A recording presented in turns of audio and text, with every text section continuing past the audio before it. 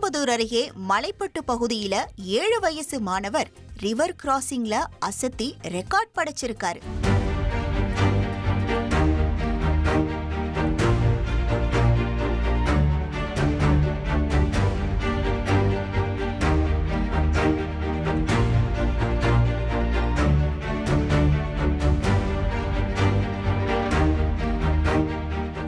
தாம்பரம் வெங்கட்குரு பவித்ரா தம்பதியோட மகன் சாத்விக் மலையேற்றத்துல செம்ம இன்ட்ரெஸ்டா இருந்திருக்காரு.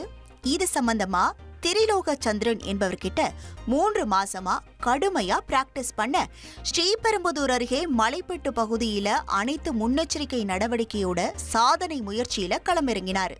அப்புறம் என்ன, 108 அடி உயர மலையிலிருந்து பக்கத்து மலைக்கு சவாலான டாஸ்கை அசால்ட்டா முடிச்சாரு சாத்விக். இதனை உலக சாதனையாக அங்கீகரித்து நோபல் புக் ஆஃப் ரெக்கார்ட் அமைப்பு பதக்கங்களை வழங்கி கௌரவித்துள்ளது.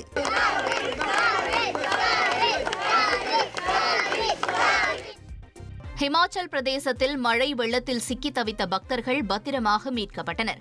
ஹிமாச்சல பிரதேசத்தில் மேக வெடிப்பு காரணமாக கடந்த சில தினங்களாக கனமழை கொட்டி தீர்த்தது. இதனால் ஆறுகளில் வெள்ளப்பெருக்கு ஏற்பட்டு குடியிருப்புகளை தண்ணீர் சூழ்ந்தது.